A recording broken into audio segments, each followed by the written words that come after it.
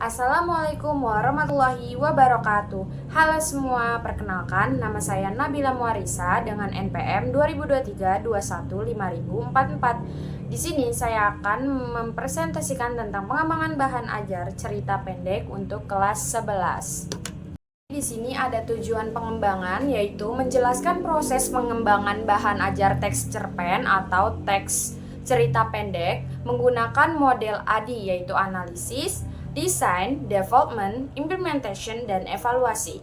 Produk bahan ajar yang saya kembangkan yaitu modul ajar teks cerpen secara PDF dan ada LKPD, yaitu lembar kerja peserta didik, serta kuis Gifrong. Baik, selanjutnya masuk ke analisis. Analisis kebutuhan. Siswa kesulitan memahami unsur intrinsik, bahan ajar yang kurang menarik, dan butuh modul cerpen yang ringkas dan relevan. Selanjutnya masuk ke analisis peserta didik. Di sini ada usia 15 sampai 18 tahun untuk kelas 11 dan mereka suka visual cerita pendek yang langsung pada intinya dan mampu berpikir kritis serta akrab dengan teknologi. Untuk selanjutnya masuk ke analisis kurikulum. Yang pertama ada capaian pembelajaran dalam bahasa Indonesia di SMK, memahami dan menganalisis unsur intrinsik cerpen, menyusun tanggapan kritis, serta mengembangkan apresiasi sastra. Selanjutnya masuk ke bagian desain. Yang pertama ada menjelaskan unsur intrinsik dalam modul ajar dan menjelaskan unsur intrinsik dalam modul ajar, serta menganalisis cerpen melalui LKPD dan membuat tanggapan melalui kuis Gifrong.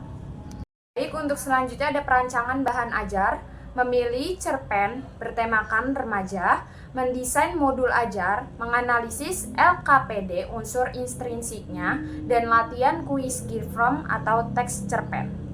Masuk ke development, produk yang akan saya kembangkan yaitu modul cerpen PDF, LKPD analisis cerpen, serta latihan kuis Gifrong.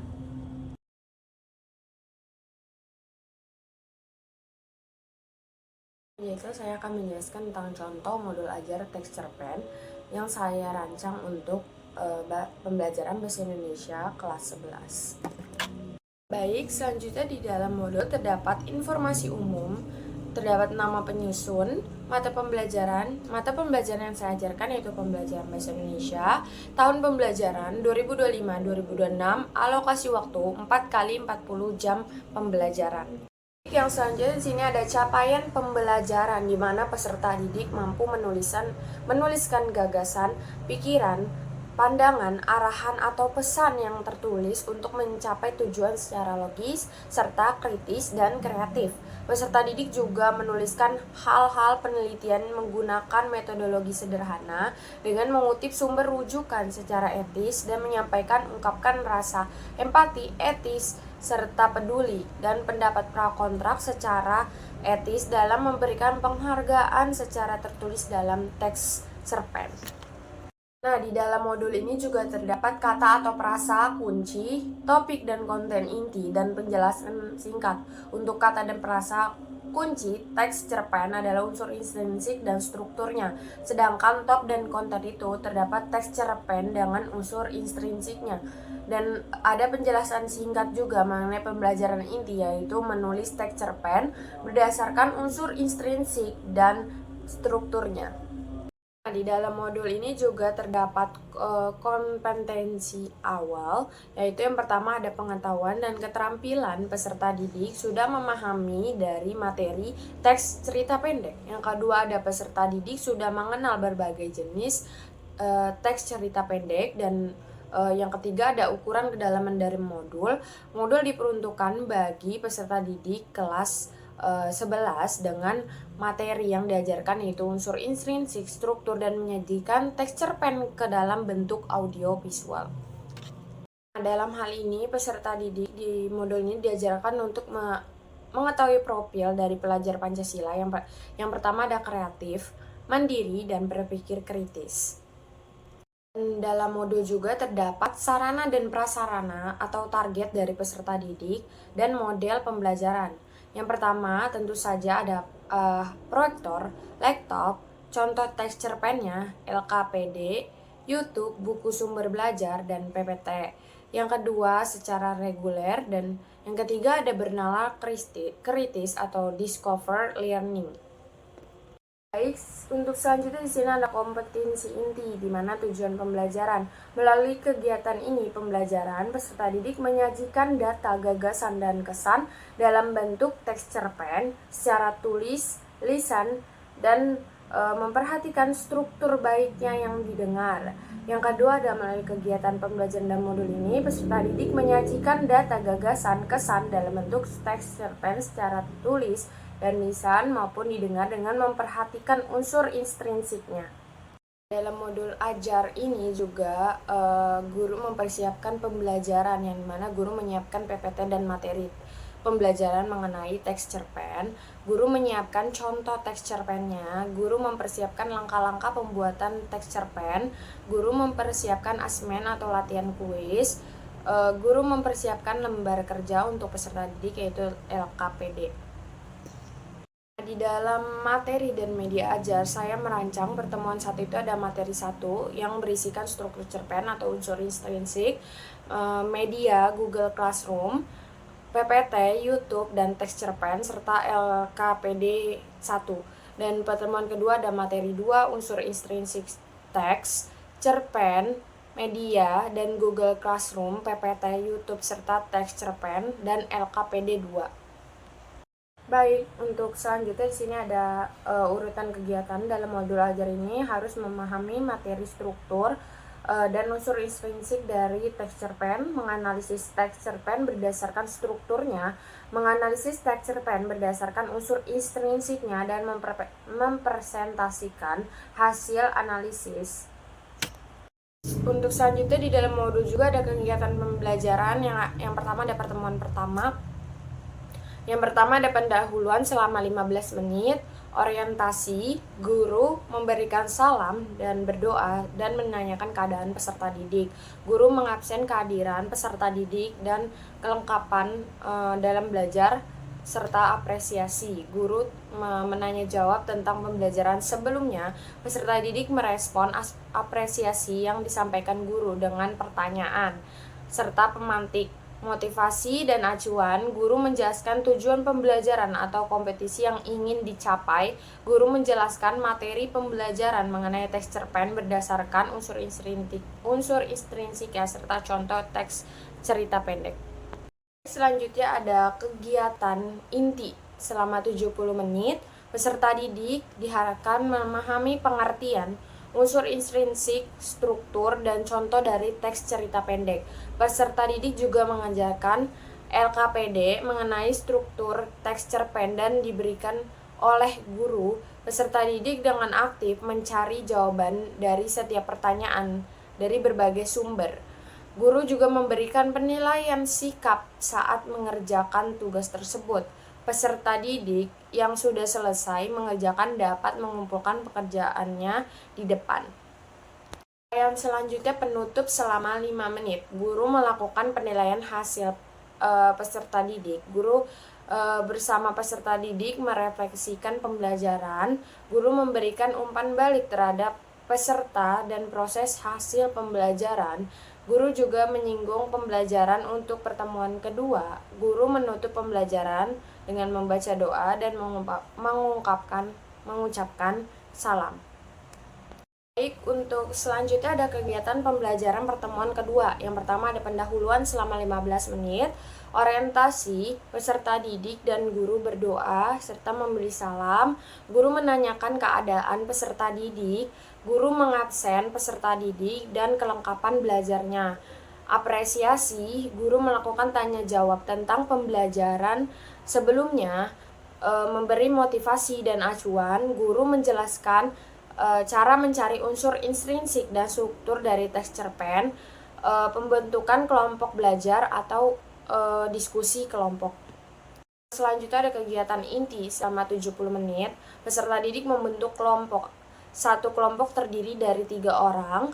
Peserta didik memberi kelompoknya diberikan tugas LKPD mengenai unsur intrinsik dari teks cerpen. Peserta didik mencari unsur intrinsik dari teks cerpen secara berkelompok. Peserta didik bersama kelompoknya mengerjakan tugas, peserta didik mempresentasikan hasil pekerjaannya, dan peserta didik dan kelompok yang lain menanggapi hasil presentasi yang sudah dirancang dari peserta didik yang membentuk kelompok. Di sini ada penutupan selama 5 menit, sama seperti pertemuan pertama. Ada penutup, guru bersama siswa merefleksikan pembelajaran, guru memberikan umpan balik terhadap proses dan hasil belajar, guru menutup pembelajaran, berdoa, dan mengucapkan salam. Oke, baik. Di sini ada pelaksanaan asesmen di mana sikap profil pelajar Pancasila dapat berupa observasi. Yang kedua ada performan berupa presentasi, dan ketiga ada tertulis berupa teks objektif atau esai.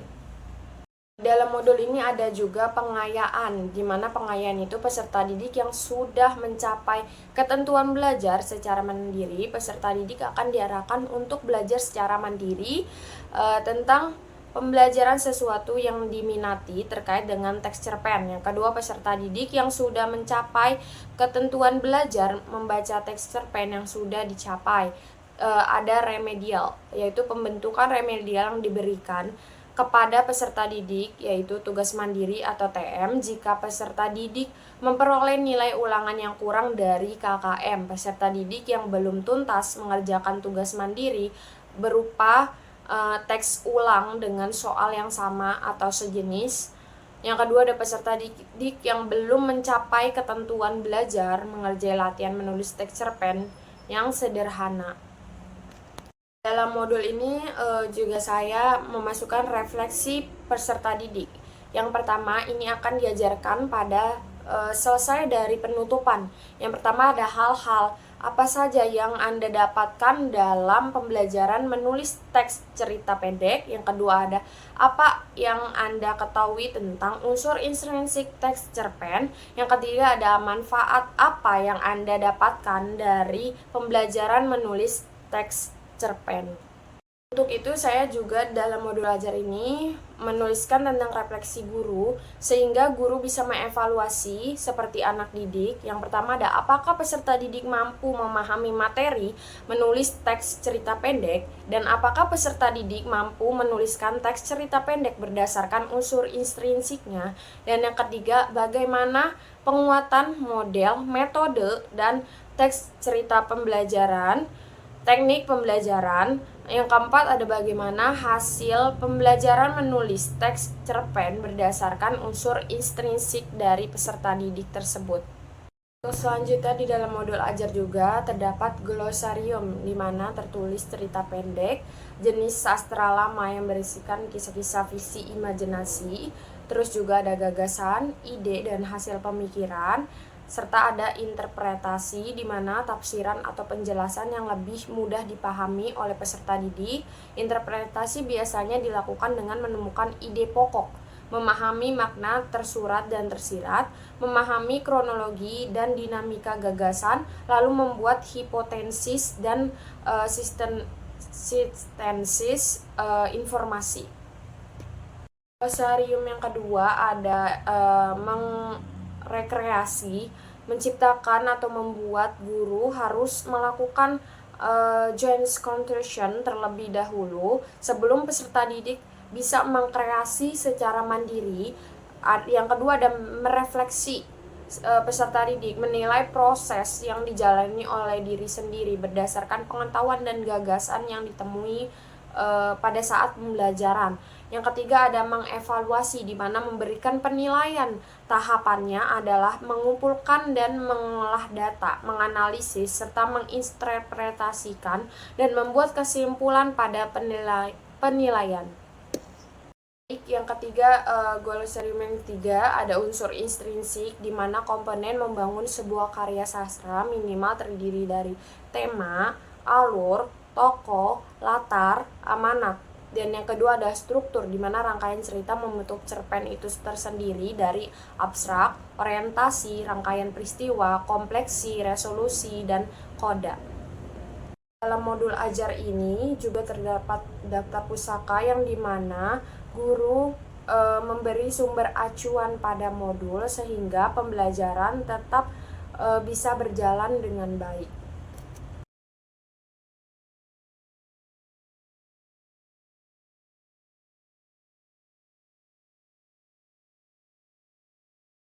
Persimpangan. Cerita pendek karya Raditya Dika dibacakan oleh penulisnya sendiri. Jadi, kita ini apa? Tanyaku sambil mengunyah batagor yang mulai dingin. Indah, kata Ardi, memanggil namaku. Kita ini ya Homo sapiens, manusia. Lo tuh tidur mulu sih pas lagi pelajaran biologi. Ardi sering menghindari pertanyaan yang sulit dengan candaan. Tapi kali ini aku butuh penjelasan. Kami berdua sudah dekat selama setahun belakang dan pada momen kelulusan SMA saat ini, di depan abang-abang batagor depan sekolah yang sedang mencabut jenggotnya dengan 2 keping uang 500 rupiah, aku rasa pertanyaanku cukup wajar. Hubungan kami dimulai dari pelajaran bahasa Indonesia, di mana kami yang terpaksa tergabung dalam satu kelompok setelah ditunjuk oleh guru, harus membuat makalah dan mempresentasikan Jakarta di tahun 2023. Sekarang tahun 2002, apapun bisa terjadi 21 tahun lagi. Kami diminta menggunakan imajinasi kami untuk membayangkannya. Tugas ini untuk 3 orang, tapi teman kami yang satu lagi tiba-tiba kena diare akut. Pasti gara-gara dia sempat makan bakso tikus yang ada di ujung jalan, kata Ardi saat itu.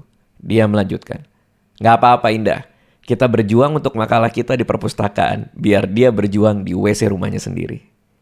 Sebelumnya kami tidak akrab. Ardi adalah tipe pelajar yang selalu punya cara untuk tidur tanpa ketahuan guru di dalam kelas. Tapi ketika ujian tiba, nilainya tiba-tiba bagus. Menyebalkan memang. Sementara aku tipe anak rajin yang selalu mencatat pelajaran apapun yang dicari semua orang menjelang ulangan. Nilaiku nyari sempurna, dan jika ketika ujian aku tidak dapat nilai 9, aku kepikiran 1 minggu. Dari SD sampai sekarang kelas 3 SMA ini hanya 2 kali aku ranking di luar 3 besar. Aku bangga untuk itu. Ketika mengerjakan makalah, Ardi dan aku malah lebih banyak menghabiskan waktu untuk ngobrol.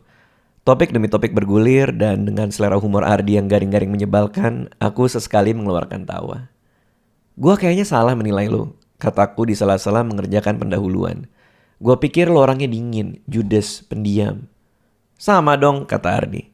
Gua pikir lo orangnya membosankan, tipe siswa taat aturan gitu. Kanebo kering yang dilaminating gitu. Ya emang, aturan ada buat diturutin, kataku. Hidup gak sekaku itu kata Ardi. Kalau janji, nah itu baru harus diturutin. Oke, tadi lo janji bakal pergi ke Snappy, print makalah ini, terus lo yang presentasi besok, bisa dipegang gak tuh? Lihat muka gue, apakah ini muka orang yang dengan gampang bisa ngebatalin janji? Tanya Ardi sambil meringis lebar. Alisnya tebal, hidungnya mancung, dan matanya agak kecoklatan. Wajahnya seperti orang yang lolos audisi model majalah remaja tapi gagal masuk ke putaran berikutnya. Ganteng nanggung mungkin adalah frasa yang tepat untuk menggambarkan dirinya. Ketika harinya tiba, Ardi betul menepati janjinya. Dia melakukan presentasi di depan semua orang dengan memukau. Senyuman yang karismatik membuat setiap siswa terbuai dengan apa yang dia bawa. Menurut kelompok kami, di Jakarta masa depan bajai bisa terbang, kata Ardi di depan kelas. Bayangin juga bunyinya, suara bajai yang terbawa angin. Nah itu suara bajanya tiba-tiba belok. Tidak ada yang tertawa, kecuali aku sendiri. Entah kenapa itu membuatku merasa istimewa. Sorenya sepulang sekolah, Ardi mengajakku pergi makan untuk merayakan presentasi bahasa Indonesia yang telah selesai. Kami pergi ke Blok M Plaza, tinggal menyeberang dari SMA 6 sekolah kami. Berjalan berdua karena teman kelompok yang satu lagi itu kembali kumat diarenya. Sebenarnya dia makan apa sih? Tanya Ardi. Tadi sih gue lihat di kantin dia makan gado-gado aja, kataku. Gak mungkin kan lontongnya dari daging tikus, tanya Ardi. Kami berdua lalu tertawa. Kami berjalan lalu membahas makalah yang kami kerjakan. Aku tampak khawatir berkali-kali berkata, seandainya lebih banyak gambar nih makalah itu, seandainya kita bahas dari sisi politiknya, seandainya dan seandainya. Lo terlalu banyak penyesalan kata Ardi. Makalahnya udah selesai, gak ada gunanya juga kalau kita mikirin kemungkinan-kemungkinan yang udah lewat. Gitu ya, kataku. Gitu, kata Ardi. Udahlah, hari ini kita jalan-jalan aja. Di kemungkinan yang sekarang terjadi, dapat jelek ataupun dapat bagus, yang penting kan kita udah usaha. Hari itu, seperti kepingan sebuah puzzle, perlahan kami saling memperlihatkan potongan-potongan diri kami dan melengkapinya hingga terlihat seutuhnya.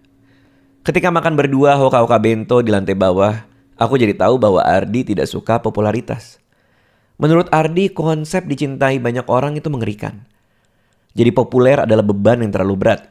Satu orang saja bisa kecewa dengan diri kita, gimana kalau banyak yang kecewa?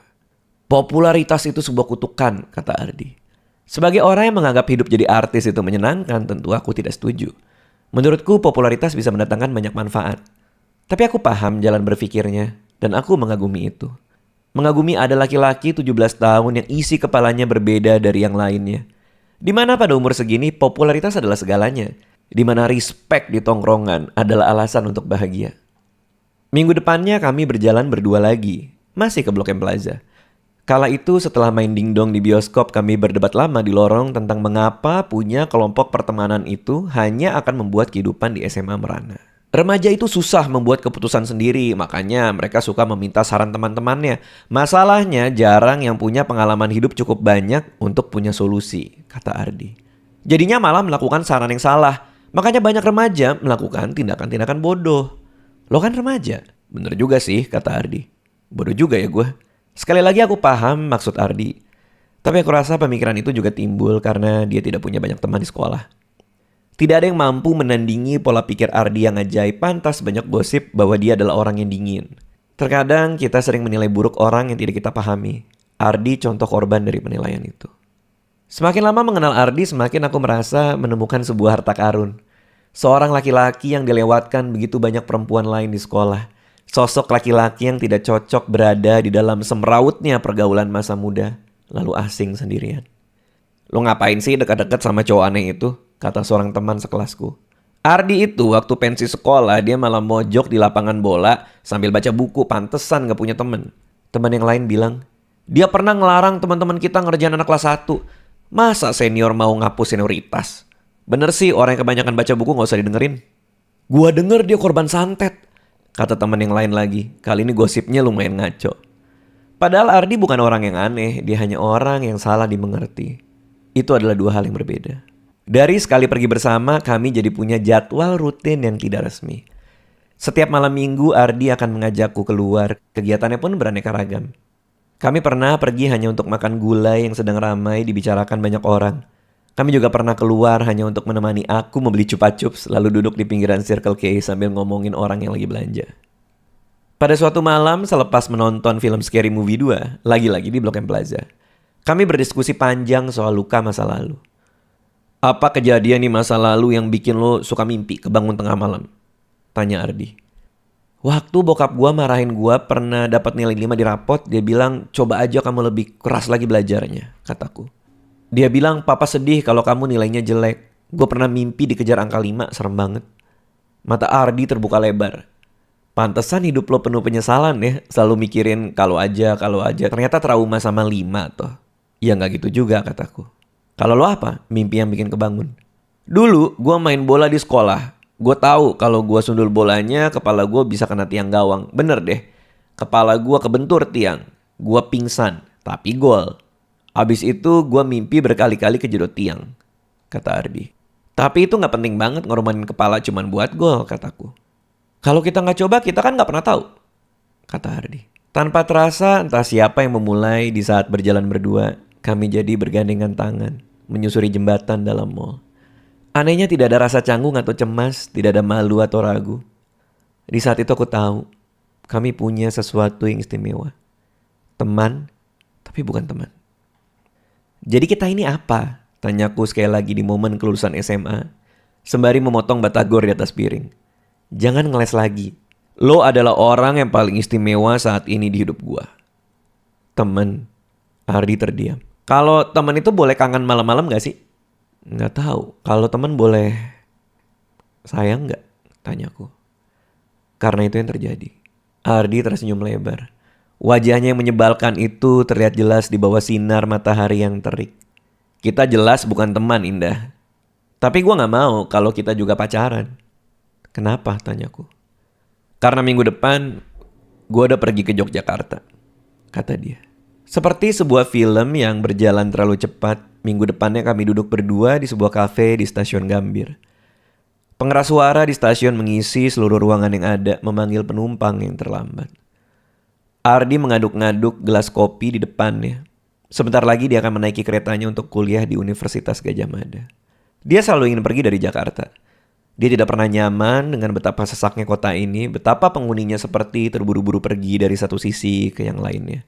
Kadang dengan topeng masing-masing yang mereka jarang lepas. Betapa orang lupa untuk sekali-kali bernafas di tengah nasib. Betapa orang lupa hidup ini lebih dari sekedar kerja dan menghabiskan uang dan memamerkannya. Dia bilang, kota ini terlalu hebat untuk gue. Kota ini membuat gue takut. Tapi kan kota ini membawa banyak kesempatan. Itu yang mau gue cari di Jogja. Kesempatan gue sendiri di tempat yang gue senangi. Aku memandangi mata Ardi dalam. Kenapa? Tanya dia. Kenapa sih lo gak mau lebih dari teman? Punya komitmen? Tanyaku, melepaskan semua gengsiku, ingin minta kepastian untuk terakhir kalinya. Indah, kita ini masih 18 tahun, masih bodoh-bodohnya. Kita aja gak tahu siapa diri kita sebenarnya. Kepribadian kita masih berkembang. Kenapa kita mau mengikat diri sama orang lain? Lo gak sayang sama gue? Sayang. Tapi kalau kita pacaran, gue udah bisa bayangin. Pacaran nih, pindah ke kota lain, LDR, bete-betean, ketemu orang baru, putus, kita saling benci satu sama lain, lalu gak akan saling ngobrol sampai tua. Aku mengangguk. Oh, lo mau ketemu cewek-cewek lain ya di perkuliahan nanti? Kurang tepat. Gua mau ketemu kemungkinan lain dalam hidup. Ardi melihat tajam ke aku. Sama kayak lo, akan ketemu orang-orang baru dalam hidup. Di kuliah, di pekerjaan, di kehidupan, dunia ini terlalu luas hanya untuk menggantungkan hati lo ke orang yang lo temui waktu SMA. Gak mungkin kan di umur yang semuda ini kita udah menemukan orang yang sempurna, ya kan? Aku sebenarnya ingin menjawab, tapi bagi gue Ardi, lo adalah cowok yang sempurna. Aku mengurungkan mengucapkan itu dan bertanya, jadi ini perpisahan? Anggap aja begitu, kata Ardi. Kalau lo salah gimana? Tanyaku. Aku berkata lagi, kalau ternyata nih lo baru sadar gue adalah cewek yang paling sempurna untuk lo dan gara-gara ketemu gue lo gak akan pernah bisa cinta sama orang lain lagi karena lo akan bandingin semua cewek sama gue, gimana? Kok lo jadi pede banget ya? Tanya Ardi sambil menggelengkan kepalanya jahil. Aku berkata, seandainya kita gak satu kelompok waktu bikin makalah itu, mungkin gue gak perlu ngerasain perasaan kayak gini. Tuh kan, seandainya lagi, kata Ardi. Dia diam lalu berkata, gua tahu yang terjadi di Jakarta tahun 2023. Kenapa? Mau ada baju terbang? Ardi menggeleng. Kita bikin janji ya. Kalau di tahun 2023, 21 tahun lagi, kita sama-sama belum nikah. Kita nikah. Aku mulai naik pitam. Di momen kayak gini, lo mau bikin janji-janjian klise anak SMA. Kita kan anak SMA, bukan itu poinnya. Lo tahu nggak? Udah berapa teman kita yang sama best friend yang ngomong gini? Ini geli banget Ardi. Ya, lo mau geli bareng nggak? Tanya Ardi. Bolanya di lo. 21 tahun lagi. Kita ketemu di tempat ini. Iya, di meja yang sama. Kalau kafe ini udah nggak ada, ya udah sih geser ke tempat lain. Di sebelah paling ada Indomaret, susah amat. Kalau ternyata lo udah nikah, gue akan ceritakan seperti apa rasanya. Lo juga akan ceritakan seperti apa keluarga lo nanti, anak lo nanti. Kita akan merayakan jalan yang kita ambil, hasil dari persimpangan yang saat ini sedang kita hadapi. Ardi tersenyum lebar. Percaya deh, pertemuan kita akan ada gunanya. Aku mengangguk, menahan tangis. Ketika Ardi menaiki kereta itu lalu pergi menjauh, baru aku tahu rasanya menangis sampai tidak bisa mengenali suara sendiri. 21 tahun berlalu seperti kedipan mata. Satu detik aku memakai baju SMA, detik berikutnya aku memakai blazer Zara, menjadi mbak-mbak SCBD yang membawa tumbler kemana-mana. Sedetik kemudian aku berjalan memasuki stasiun Gambir di sebuah sore yang terlalu cerah. Tahun 2023. Di sini sekarang aku duduk di meja yang sama ketika aku dan Ardi berjanji dulu. Tanggal yang sama, jam yang sama. Kafe ini masih bertahan, logonya saja yang lebih modern. Rasa kopinya masih sama, gulanya masih terlalu manis. Orang-orang masih tergesa-gesa menaiki kereta. Banyak yang sama. Aku dan Ardi yang sekarang berbeda. 21 tahun kemudian, kami tumbuh menjadi orang yang asing. Setelah melepas kepergian Ardi di Gambir waktu itu, kami perlahan-lahan menjauh. SMS sempat berbalas, tapi lama-kelamaan dengan kehidupan baru, kami perlahan mulai hilang.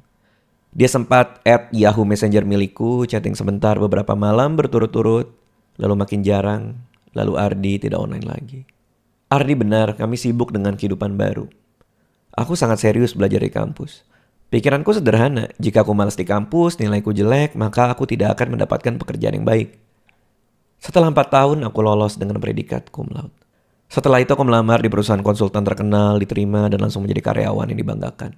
Inilah buah dari kerja keras dengan memberikan yang terbaik di tiap kesempatan. Buah dari keinginan tidak ingin mengecewakan diriku sendiri. Rasanya manis sekali. Aku bertemu dengan suamiku ketika menyeberang jalan pada sebuah sore sepulang kantor. Hujan turun malu-malu, lalu ketika aku menutup rambut dengan tangan, seorang laki-laki dengan payung hitam berkata, "Boleh aku payungi?" Aku iyakan. Kami berjalan berbicara dan saling kenal satu sama lain. Seperti cinta yang kadang datang tidak sengaja, aku pun jatuh cinta tanpa persiapan. Kami jadi sering keluar dan tidak lama kemudian dia berniat melamarku. "Aku tidak ada niat untuk main-main dengan kamu," kata dia di sebuah restoran Korea saat itu. Karena ini sudah mulai serius, aku pastikan dia memang orang yang baik. Aku menelpon beberapa teman yang kebetulan kenal dengannya, bertanya seperti apa dia orangnya.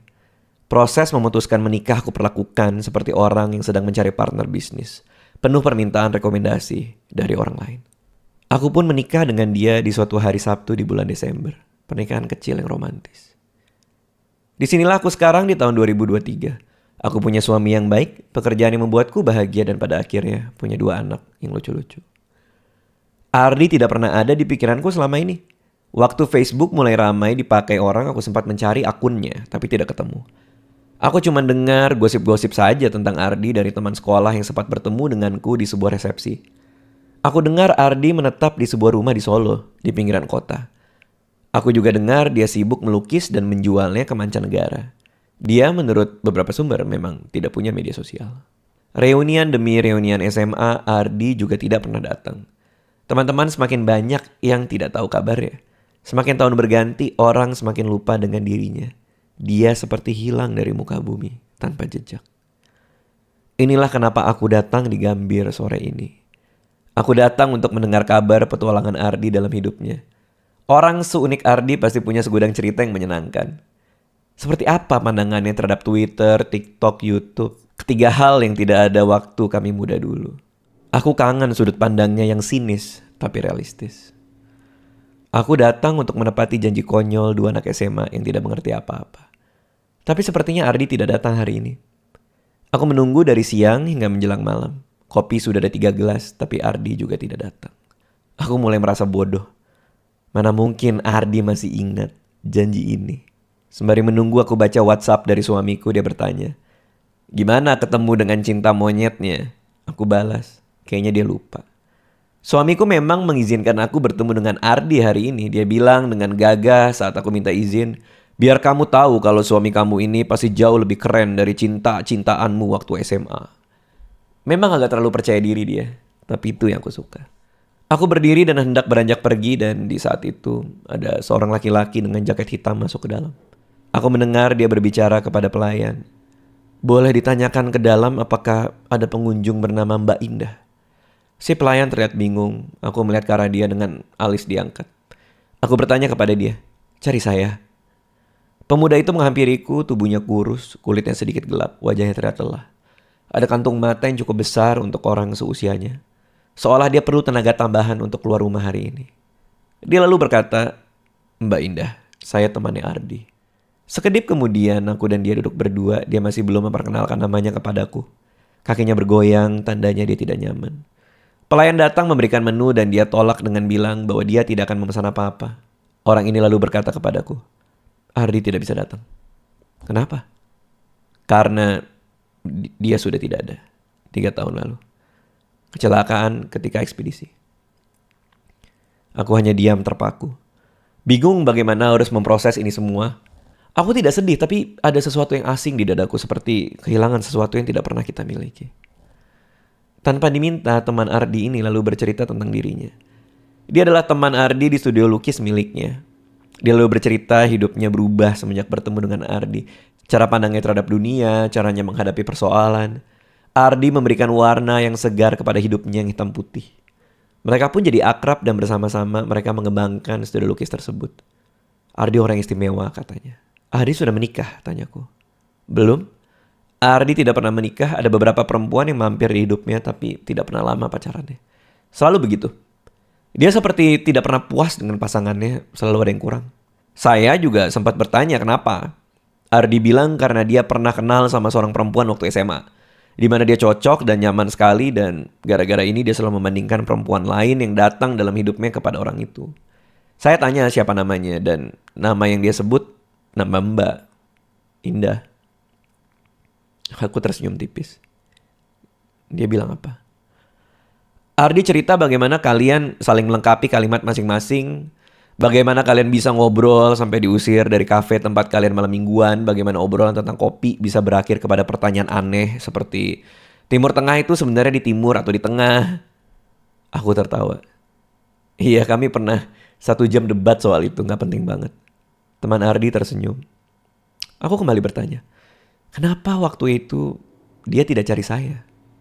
Sudah, jawabnya. Saya yang bantu dia waktu itu cari lewat Facebook. Ardi kan gak suka main sosial media.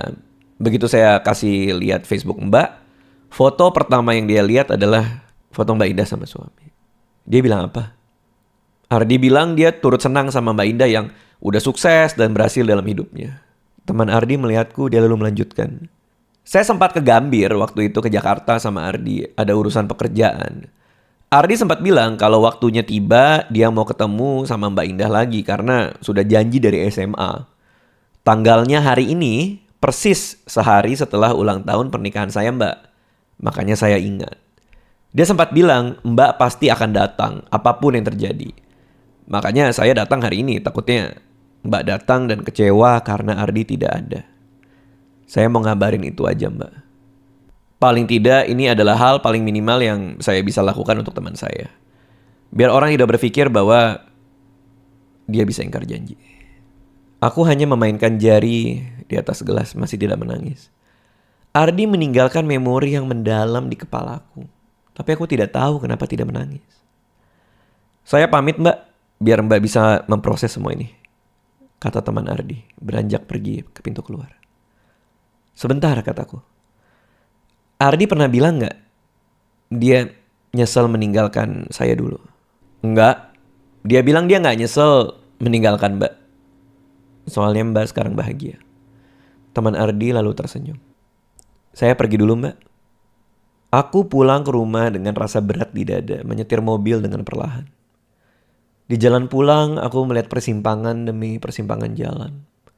Di saat ini aku tidak bisa melarang pikiranku untuk melamun jauh. Membayangkan semua kemungkinan yang hidup bisa berikan dengan semua persimpangannya. Aku membayangkan seperti apa hidupku jika menyusul Ardi ketika lulus SMA itu. Apa yang terjadi jika aku tidak menyeberang jalan waktu itu, tidak bertemu suamiku, lalu Ardi melihatku masih single di Facebook, dia mengirimkan message berisi bahwa dia baru tahu aku orang yang tepat untuknya, lalu kami pada akhirnya bersama-sama. Seperti apa hidup kami? Mungkin setiap sore kami melamun berdua di teras studio lukisnya. Seperti apa wajah anak-anak kami? Lebih ke siapakah mereka? Apa yang akan kami lakukan hari ini? Selama ini aku merasa aku telah melakukan segalanya, mengambil jalan terbaik dalam hidup. Belajar keras untuk pekerjaan bagus, selektif memilih laki-laki hingga punya keluarga bahagia. Tapi hari ini aku memikirkan, apakah ada hidup yang lebih baik menanti dengan Ardi? Hidup seperti apa di persimpangan yang tidak aku ambil? Lalu aku mulai berandai apa yang akan Ardi bilang jika kami bertemu tadi, dan aku menceritakan semua tentang keraguanku atas pilihan hidupku saat ini, berpikir seandainya seperti biasanya. Lalu aku pasti tanya, jadi apa gunanya pertemuan ini kalau cuma untuk bikin aku overthinking? Dia kan bilang waktu itu kalau pertemuan kita akan ada gunanya. Tapi aku rasa tidak perlu bertemu Ardi untuk tahu jawabannya. Karena aku kenal dia seperti apa. Aku yakin jika aku bertemu dia tadi dan bertanya, jadi untuk apa kita ketemu lagi seperti ini? Dia pasti akan jawab, untuk tahu betapa manisnya sebuah penyesalan. Di mobil aku mengedipkan mata. Terasa air mata yang hangat jatuh setetes. Lalu makin lama makin deras. Seperti keran yang dibuka terlalu kencang.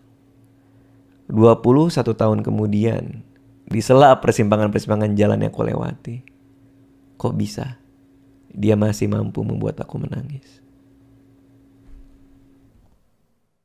Untuk evaluasi, saya memakai formatif dan sumatif formatif yaitu revisi modul, dan menambahkan contoh pada teks cerita pendek. Untuk sumatif menilai dari nilai LKPD, nilai kuis, serta refleksi siswa. Baik, segitu saja yang sudah saya paparkan tentang pengembangan teks cerita pendek melalui model ADI. Model ADI mempermudahkan pengembangan pada bahan ajar guru untuk produk-produk yang dihasilkan seperti modul, LKPD, kuis GIFROM, serta analisis cerita dan refleksi siswa. Kurang lebihnya mohon maaf. Wassalamualaikum warahmatullahi wabarakatuh. Bye-bye.